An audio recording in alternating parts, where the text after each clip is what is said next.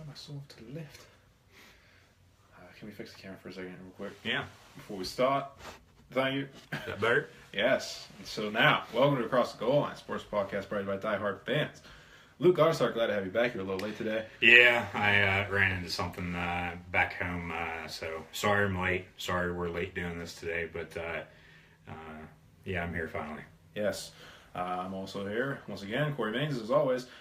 Today, we're going to get into some Daytona 500, which was Sunday, the biggest race of them all in NASCAR census, at least. The Super Bowl of NASCAR. Yeah, essentially, yes.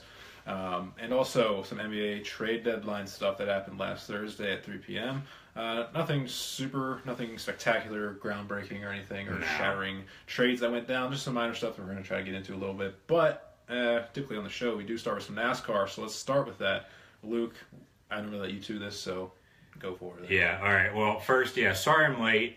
You can go check out Kerry Main's video with him, their WWE Fastlane predictions. We'll get into it here. Yeah, we'll get your picks here at the end of the show. Here in a little bit. Oh, at the end of the show then? Yeah. All right. And then we can upload both of them. I'll upload both of them to YouTube there a little bit later on tonight. NASCAR was this past Sunday. The Daytona 500, Daytona Beach, Florida. It's Super Bowl NASCAR, as they like to say. It's the biggest race of the year. I know they have, Talladega coming up here in May. You got the All-Star race. You got the Coke 600 also at Charlotte. And then you also have like the Pepsi 400 at Daytona around 4th of July weekend.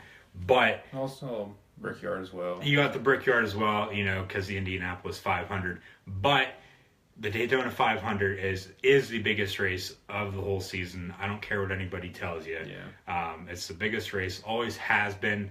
It's how NASCAR really started on the pavement, because NASCAR was born with the bootleggers. They're running moonshine, trying to get away from the law, and they're just racing their cars, and that's how NASCAR came around. But Daytona was one of the first big tracks to be built, because they were racing on the beach down there in Daytona Beach, and then they just decided to build a track, and then one thing led to another. They built Talladega about 10 years later, the sister track to Daytona, back in '68. That opened. So we'll have the 50th running of Talladega coming up next year, because the 60th running of the Daytona 500 will be next year. The 59th was this year. Boogity, boogie, boogie, let's go racing, as DW likes to say. It was a great race, a lot of big wrecks, but it was won by Kurt Busch, who I picked. I'm actually surprised I got it right.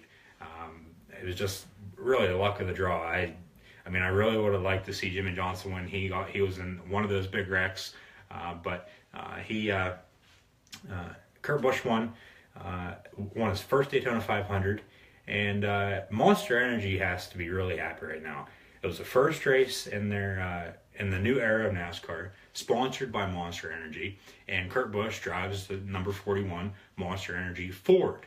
Was the number 41 Monster Energy Chevy last year, but Stewart-Haas Racing switched from Chevy to Ford after Tony Stewart retired and took over duties of the company. But Kurt Busch won. Matt Kenseth, who he picked, finished dead last. So I thought that was hilarious.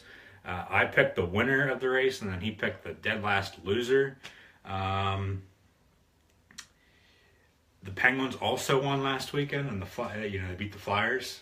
We didn't even talk about that. I actually totally forgot about it. But the Flyers have been one of the worst teams in the league recently. They have. Do you think they'll make the playoffs? I hope so. I hope this win last night against Colorado, even though it's not exactly a great win, because you will beat the worst team in the league. The Avalanche are literally 20 points out of dead last. Yeah. The next closest team to them. They only have 30-some points. We scored 4 goals. That's the only good takeaway from it. We haven't been scoring much lately, so hopefully have some confidence by playing the Avalanche. Maybe the offense gets coming around again.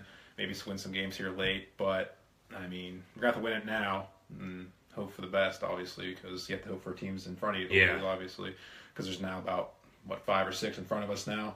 I have to say we're on the lower end of the Metropolitan, which is easily the best division in hockey, top 4 teams 80 points, over 80 Yeah. points. There's only like 2 or 3 other teams that have 80 points in the entire league, other than those 4 in the Metropolitan. So we're obviously going to have to fight for a second wild card, because the Metropolitan's going to take that first wild card with a really high total. We're only at 60 points or so. So that loss hurts, obviously. It was at a time where we haven't been playing very well, because we won 10 straight back in the middle of the season. Only won about like not even 10 games since that, pretty much. That's pretty bad. So haven't been getting too many points. We were right there near the top of the Metropolitan. Now we're way down there, probably 6th or 7th in the division. So big win last night, though. Even though it's not exactly a great win, it's hopefully a sign of things to come. All right, yeah. So the Pens beat the Flyers. I was happy about that. I was happy Kurt Busch won.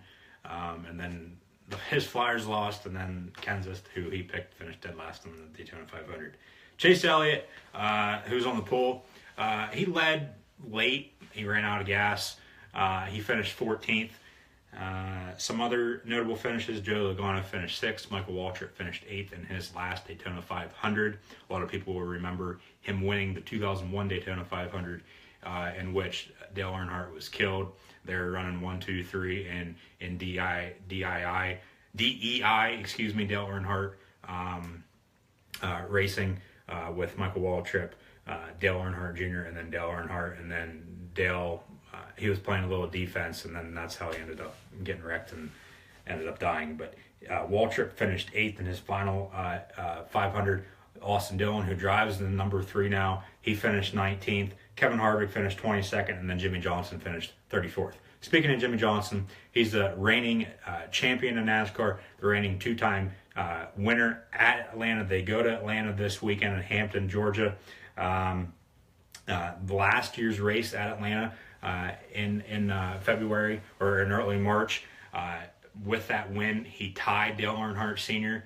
For his 76th victory. He has obviously surpassed that now. He won a couple more races after that last year, including at Homestead, Miami, to capture the NASCAR Sprint Cup Championship at the time, back in November. He's going to be a favorite again this weekend, just because he's the reigning champ. He's won the last 2 races at Atlanta, 2 years running.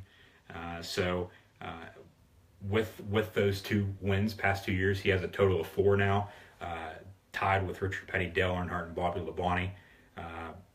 But I will not be picking Jimmy Johnson this weekend.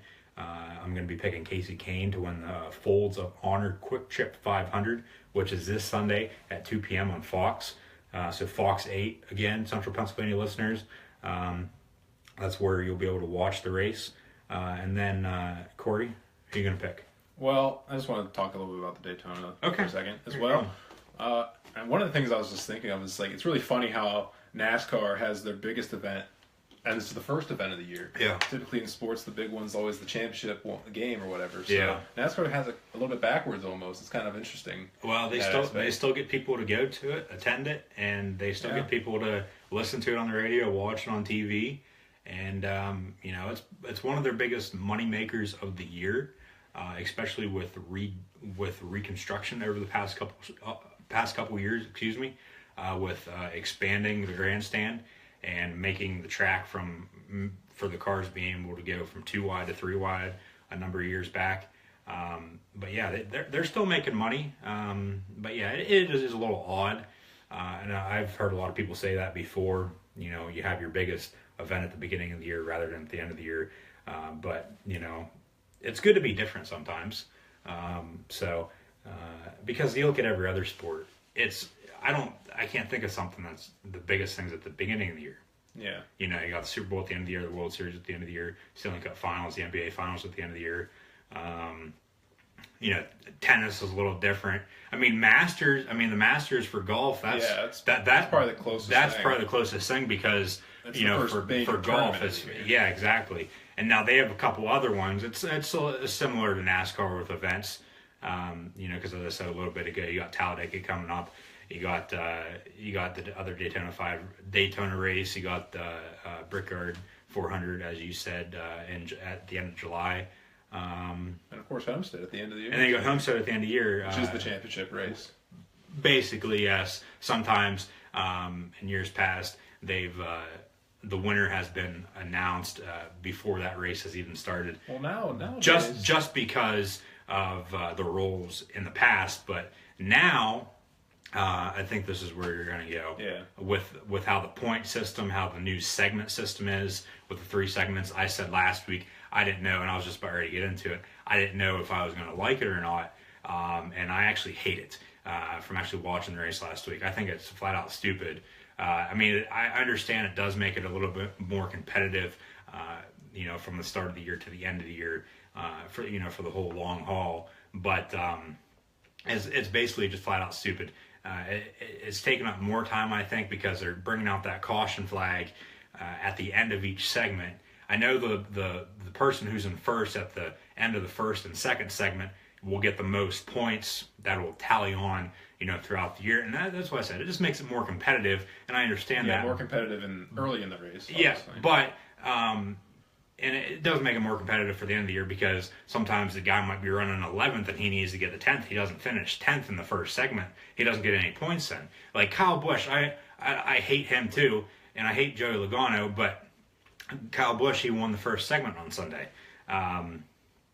And he was awarded 10 points, but then he ended up wrecking later on in the race and didn't get any more points. So he has 10 points, but that'll keep on adding on throughout the year, because we've only had one race so far, obviously. But I think, it's something new, something you got to get used to, and maybe by year's end, I'll get over it and I'll be used to it by then. Hopefully, I will be, because I don't think NASCAR will be changing it anytime soon. Hell, they might, if a lot of people come out and say that they don't like it, but who knows. So the segment part, I just thought it was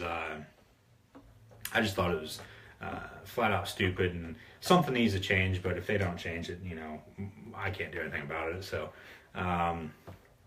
that's basically it for NASCAR, unless you want to pick somebody to I'll win pick Atlanta. someone. Unless you want to talk more about the 500. We'll get moving here. Atlanta this week. So, the first name that came to my mind was Denny Hamlin. So, all right, you're going to take Denny Hamlin. I'm going to take Casey Kane. He has won twice in the past 8 years at Atlanta. So, other than Tony Stewart and Jeff Gordon and Jimmy Johnson, who is a favorite, Tony Stewart and Jeff Gordon aren't even racing anymore. Mm-hmm. So you got Casey Kane in there. I think he'll pull out the victory this Sunday from Atlanta Motor Speedway. And then, without further ado, I'll send it back to him. We'll talk a little bit about the NBA trade deadline. Yeah, NBA trade deadline last Thursday, 3 p.m. It ended at least. There's some deals that happened, of course, before then. Nothing too special. I don't have a list in front of me. I think Luke has a list, though, of some of the trades that went down. We'll get into the trades. Yes, I do. What we thought about some of the trades, maybe some of the more bigger trades, I would say. There's a couple that are There's a couple, on the fence of, like, maybe this helped the team, like, that type of stuff. Yeah, if I had to, rate them on, like, a small, medium, or a large scale, I'd say all the ones that went down last Thursday were around the medium part. The only big one before that was DeMarcus Cousins getting traded to New Orleans from Sacramento for Buddy Hield. Basically, we talked about it last week. Go watch that video. Yeah, we've had a week to talk, see what that's done. It hasn't really worked out for the Pelicans as a team. Well, Davis and Cousins seem to be playing pretty well together. They're both still scoring about 20 and 10 at least a game. Yeah. So it hasn't really affected them too much, their offensive production, I have to say, at least on the floor, what they've done. But as a team, it seems like the Pelicans haven't done too well since getting Cousins, I have to say. But it takes time. They got to, of course, the whole team has to get used to playing well with each other. So, I still think the Pelicans, they should be a force to be reckoned with. Next year. Well, I think they can contend this year. Maybe give somebody a run for their money in the playoffs. They're going to have to make the playoffs, though. They're too far behind right now, I think, to maybe make the playoffs to begin with. Oh, they got a month. Today's March 1st. They got about a month and 2 weeks before the playoffs start to do something, which I think they will. So I think we'll be seeing the New Orleans Pelicans in the playoffs this year. But yeah, as Corey said, I do have a list of the trades that went down, other than the Boogie Cousins trade to New Orleans. But I'd have to rate them all around, like I said, like a small, medium, or large. I'd have to say around the medium part, just because there's no like big name people. Yeah. I mean, there's a bunch of more role players that are getting swapped from teams. Role players. There are draft pick considerations involved in some of these as well, including the Lakers traded Lou Williams to the Rockets for Corey Brewer. The Rockets also traded a first-round pick in that deal. So the Lakers got Brewer and first-round pick. Magic Johnson seems to be doing something right so far since he's been awarded the GM of the Los Angeles Lakers, former team he played for. So what do you think about that trade? Well, I kind of like this trade for the Rockets a little bit. At the same time, not so much. Brewer's more of a defensive player for the Rockets than a three-point shooter, so they're going to lose that on their team. But they're getting Lou Williams, who's a fantastic sixth man, consistently one of the top voted Sixth Man of the Year award getters, along with like Jamal Crawford for the Clippers, who seems to be in that running every single year. I feel like he should win almost every year, it seems like. Yeah. But yeah, they get another great offensive talent that can come in as a second unit to James Harden when James Harden is on the floor and put down points, because Lou Williams is primarily a scorer. Rockets, let's see what it does defensively. As for the Lakers, I mean, I don't know it's hard to tell what the Lakers are doing. I don't think Brewer's gonna do like a whole lot there. He might bring some defensive presence, maybe some shooting, but it's not really going to change much for the Lakers, I think, in the end. All right, and the next, Thiago Splitter was traded from the Hawks to the 76ers for Ilyasova, and then draft considerations were also involved in this trade, but they weren't available whenever I did some research. The 76ers also traded Nerlens Noel to the Mavericks for Andrew Bogut, who the 76ers and Bogut have reached an agreement for a buyout. Bogut will not play for the 76ers. He'll be joining the Cavaliers by week's end. And you're telling me it's a little what exactly? Selfish, yeah, a little selfish move by him.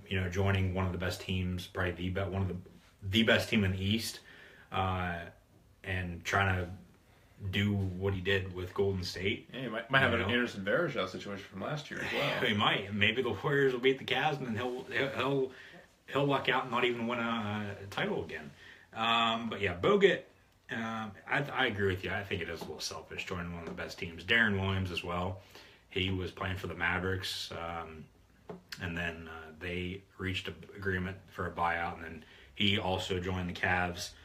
So the Cavs really got the point guard they're looking for probably all year to go along with LeBron, Kevin Love, and Kyrie. Well, at least another guard play. Kyrie's basically the point guard for him.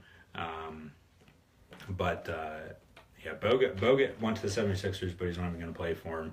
So the Sixers made some moves. They finally got rid of Noel. They've been trying to get rid of him for a while. They're trying to get rid of Okafor again. They couldn't get rid of him. There's rumors he was going to go to Chicago. Chicago actually made some moves. They traded Doug McDermott and Taj Gibson to the Oklahoma City Thunder for Cameron Payne, Anthony Morrow, and then a player to be announced later. I'm sure that's been announced. I just haven't seen it. So the past two trades, speaking of the Thunder, the Bulls, and the Sixers and Mavericks, what do you think about this? Well, we go with that first one. It was Ilyasova for Bogut deal, which Sixers get nothing technically in that trade because Bogut's leaving Philadelphia already to go to the Cleveland Cavaliers, obviously. So obviously the Sixers probably don't look too good in that trade. I know Ilyasova, I think, was playing pretty well in this season going in. Or wait, it was Ilyasova to the Mavericks, correct? No, it was Noel. I'm sorry. Noel to the Mavericks, Ilyasova to the Hawks. For Splitter, I'm sorry. To the Hawks. So Ilyasova Splitter, we'll start with that. Ilyasova and Splitter, then. I like that one for the Hawks more, actually, because as far as I know, I don't think Thiago Splitter's been doing too much in Atlanta to begin with since coming over from San Antonio, where he was decent in San Antonio at times. He's a role player. He was a good player. And he didn't seem to be doing much. They bring in Ilyasova, who's been playing very well in Philadelphia, I'm pretty sure, this season, from what I've seen and what I've read and heard. So, and he's a guy that spreads the floor. He'll be working pretty well with Paul Millsap, I'm sure, spreading the floor down there in Atlanta. And Thiago Splitter to the Sixers, just adding another big guy to their long list of big guys with Embiid and Okafor. They did have Noel, but of course traded him, so another big guy there to Philadelphia. And then as for Nerlens Noel going to the Mavericks, I already talked about Bogut. Obviously, the Sixers getting nothing out of that trade, Yep. pretty much. But Noel to the Mavericks, they get a nice young power forward guy who will, I don't know, it depends. Nerlens Noel still has to develop some, I think, as a player to be really a star in this league that he was primed to be when he first came out of Kentucky. What was it, fourth pick in the draft when he came out, I think, by the Sixers. There's been a lot of Kentucky players been drafted, so it's hard to remember what picks they were drafted. Yeah, I think he was a fourth. I'm not 100% sure of that. But, yeah, him moving to the Mavericks, I'm not sure how that'll work out. I know the Mavericks weren't that great early in the season. They've turned it around pretty much this season. The guy's been playing much better. And then the other trades, those are those two. And then you had the Taj Gibson and McDermott to the Thunder. That's the other one. All right, so McDermott and Gibson to the Thunder. The Thunder giving away a shooter in Anthony Morrow and Cameron Payne, who hasn't been that fantastic for them, really, drafting him late in, I think it was maybe the second round a couple years ago or so. Out of Michigan State. Or maybe it might have been the first round, late in the first round, possibly like a 30th pick or something in the draft. But he hasn't really done much. I know he likes dancing with Russell Westbrook before games. I know that much. Well, they can't do that anymore.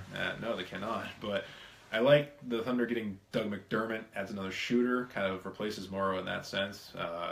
He's a great scorer. Obviously, we saw that in Creighton when he played there. Yeah. I mean, Creighton, the program that is today, essentially, because they've been progressively good since he's been there when he first came in. Because, of course, his spot was with the coach, of course, there at Creighton. But his brother's playing in college somewhere, too, I saw. It might actually be at Creighton, but... probably wouldn't be that surprising, honestly. But I think it's somewhere else. I was watching a game last week, but I can't remember who was playing. And I heard his name, but it wasn't Doug. It was something else, McDermott. So has to be his younger brother, but we'll have to look into that. Yeah, and then obviously Taj Gibson. Adding another big man, I'm not 100% sure about that. Enes Kanter has come back now. Steven Adams, Sabonis as well. They picked up in the draft, traded in the draft, and that was the Ibaka trade back at the draft time. So another big guy. I mean, it'll probably work as a second unit guy. He can spread the floor a little bit. He can knock down a mid-range jumper at least. He plays hard defensively, can protect the rim some as well. So it should be pretty good for the Thunder in the end. And I think Billy Donovan, the head coach of the Thunder, I think he had a lot to do with this because, remember, he coached Florida. He coached in college for a number of years, and now he's getting a good shooter from college in Doug McDermott from Creighton, which talked about. So I think Donovan had a lot to do with this to get McDermott from Chicago to Oklahoma City, but who knows? The Bucks traded Roy Hibbert to the Nuggets for a second-round pick. Hibbert's been traded twice in the past month. He started the season with Charlotte. They dished him to Milwaukee at the beginning of February, and now at the end of last week, Milwaukee dished him out to Denver for a second-round pick. And then finally, probably the biggest trade of all of them here, Jared Sullinger traded to Phoenix for P.J. Tucker. So P.J. Tucker goes to Toronto, and then Sullinger, who played for the Celtics after coming out of Ohio State, now is going to be a Phoenix Sun. Yeah. I'll start with the Hibbert trade. Roy Hibbert hasn't been that good since Indiana. That last time that the Indiana Pacers were really contending with the Miami Heat back in 2012 or whatever, back in that time when LeBron was still on there, he was playing very well. And then at the end of that last time that they were really contending with them, he just kind of just disappeared, basically. And he hasn't been the same since. He went to Los Angeles, didn't do anything there. Charlotte did anything. Obviously got traded to Milwaukee. I don't even know if he played a single game. I didn't even know he was in Milwaukee to begin with. But then he gets traded to Denver. It could work if he can rekindle some of that Pacers magic that he had at one point down there in Indiana. Him and Kenneth Faried. Technically. Faried. Jokic now, he had another triple-double last night. Nikola Jokic, 19, 16, and 10. And also Emmanuel Mudiay. So maybe the Nuggets have something going out in the West. But yeah, they got a lot of young talent. If Hibbert can come in and try to add some veteran presence, maybe, like I said, bring in possibly some better play, as if he hasn't had in recent years at least. Maybe try to get a little better offensively here. Adds a down-low presence, obviously. Big guy, like 7'2" or something like that. I don't remember. He's 7 foot in there. Yeah, at least.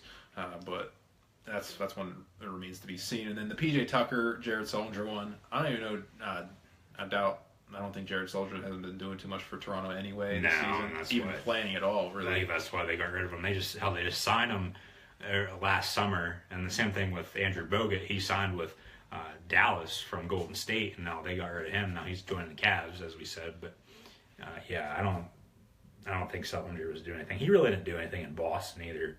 I don't think he's been a good NBA player since he's entered the league. But he's been super great, obviously. But I mean, if he's putting points up, some night in and night out, and helping the team, win, there's not much more you can ask for. I mean, he goes to Phoenix, who's a very, very young team now. I mean, they got Eric Bledsoe and Brandon Knight, who are kind of running things down there. They got some draft picks this past season, like Marquise Chris, who will probably be pretty good here in coming years, hopefully. Well, I mean, if he can develop correctly, obviously.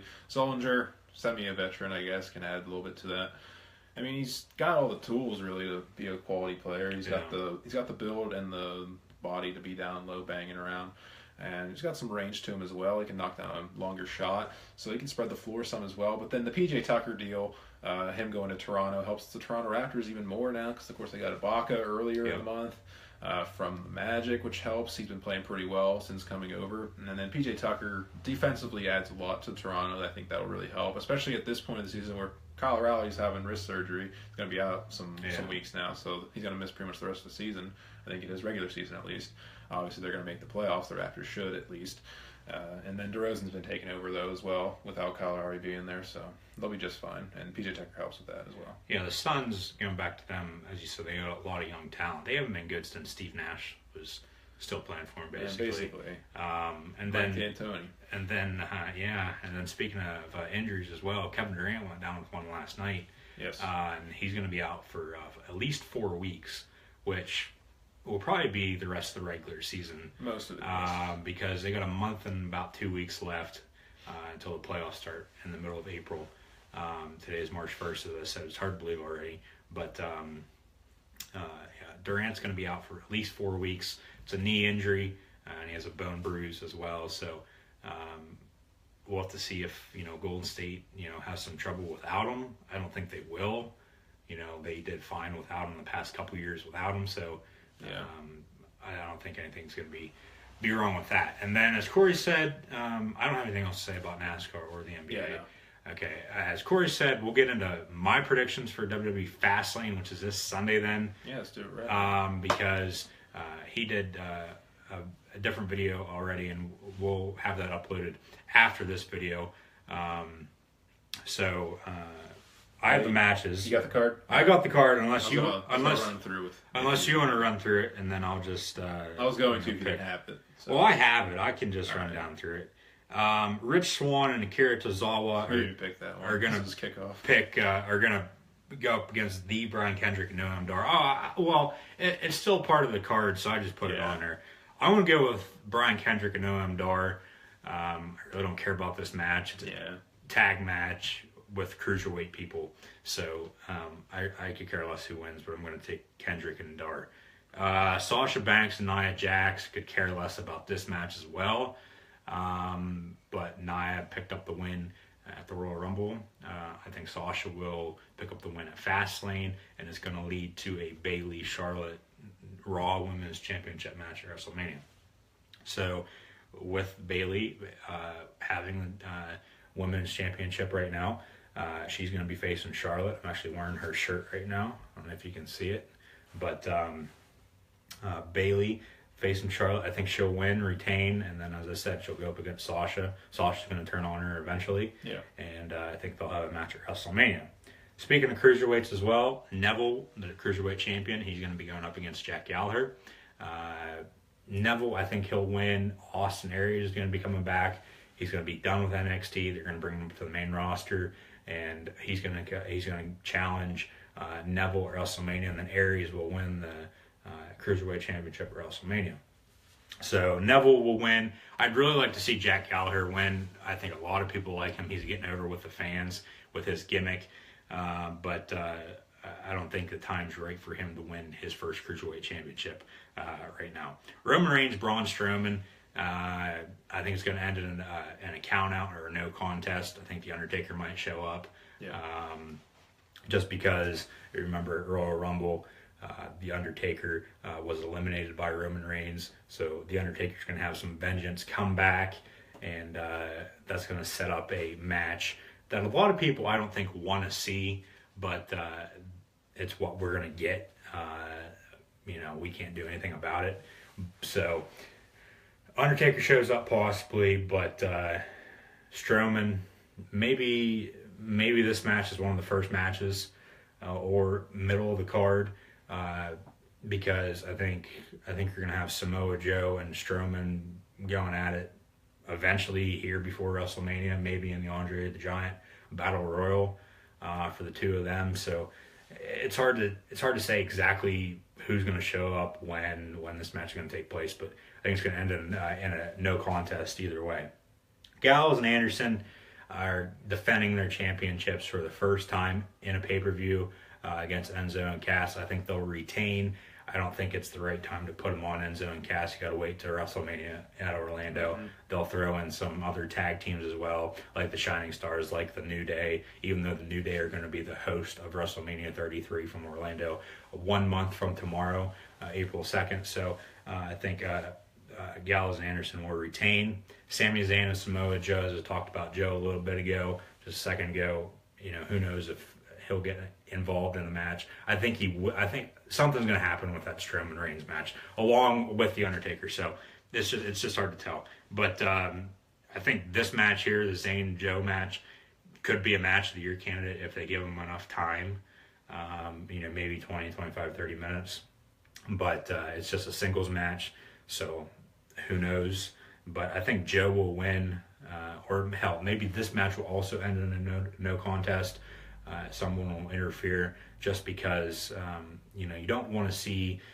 They want to keep this going, and maybe these two guys are the last two left standing in the Andre the Giant Battle Royal come WrestleMania time, along with Strowman, because I think these two they have enough talent to especially Joe for being how big he is. He's one of the strongest wrestlers ever. So I think they have enough talent to have a great match and be a match of the year candidate. But if I had to pick somebody, I'd pick Samoa Joe, because you can't bury him in his first pay-per-view match. And then finally, you got Kevin Owens, the Kevin Owens show, going up against Goldberg. I really don't want to see Goldberg win, but Goldberg will win because he's going to have his match with Brock Lesnar at WrestleMania 33, and then he'll drop the title to Lesnar. Lesnar will be the champ at WrestleMania, leading into Payback, Extreme Rules, Money in the Bank. Probably all summer long, Lesnar is going to be the Raw Universal Champion. But there's also talks they're going to be having another draft, so maybe Lesnar gets drafted to SmackDown. Maybe they put the Universal title on SmackDown and the WWE Championship back on Raw. We'll have to see what they do with that. So I think Goldberg will win. Owens, I think Jericho will get involved in this some way or another. Maybe he'll show up at Raw next week. If he doesn't, come out Sunday night. Excuse me. So. Goldberg will win. I don't think Lesnar's going to get in and get involved one way or another, but Goldberg will win, and I'd really like to see Kevin Owens retain it, and then you have an Owens Lesnar match at WrestleMania, but the Goldberg Lesnar match is all already set in stone. So Goldberg will win. Fastlane this Sunday, WWE Network, pay-per-view as well from Milwaukee, Wisconsin, 8:00. So be sure to tune in. We'll have this video uploaded along with the other WWE Fastlane predictions here shortly, later tonight, hopefully. So without further ado, that's all we got for today. Be sure to like us on Facebook, follow us on Twitter, follow both of us on Twitter, ColeHandLuke96, CAMains14. Links are floating around there somewhere, as he likes to say. Follow us on Instagram as well at ETGL16. Question of the day, I totally forgot about that. Cavs Celtics tonight. There's a couple games I could have went with. I went with the Cavs Celtics because I'm going with hockey tomorrow night. So Cavs are going up to Boston. I think Boston's going to pull it out. I'm not saying that because I'm a Celtics fan. I just think LeBron, he was sick last weekend, came back. He played all right the other night, but I think he's got to. He's one of the best players ever. But I think and he doesn't really need time to get used to back playing with his teammates. But I think it's going to take a little bit of time, especially with Bogut and Darren Williams coming in. I don't think they're going to be playing in this game tonight, but because I don't even think they're members of the team of the franchise yet. So I think the Celtics will pull it out. Isaiah Thomas has been playing well lately, MVP candidate, and the Penguins are also playing tonight. They play the Blackhawks. That's at 8 o'clock as well on NBC Sports Network. So I could have went with both those, but I went with Cavs Celtics. So go vote on that on Twitter, on the poll, and then comment here on Facebook, on our Facebook page. There's a picture up on Instagram there. And I don't have anything else to say, do you? No? No. Is that good enough? Yeah, that's fine. All right. Next week, we'll see you. I'll be sure to be on time. As I said, I was running late today. NFL Combines this weekend. We'll have some recap of that. Some fast 40 times, hopefully. Maybe some good pocket presence from some of the good quarterbacks that are going to be drafted high, especially maybe Mitch Trubisky could be the top pick to the Cleveland Browns, going back to his home state of Ohio.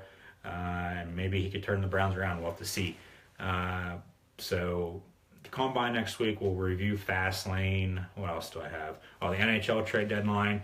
Jerome Ginla was just traded earlier today from Colorado to the LA Kings.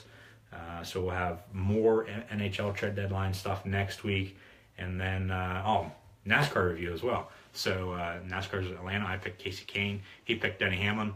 And we're going to review Atlanta and preview Las Vegas next week. And time sure flying. I'm going to be 21 in 10 days. It's hard to believe, but and it's already March. But we'll see you next week on Across the Goal Line.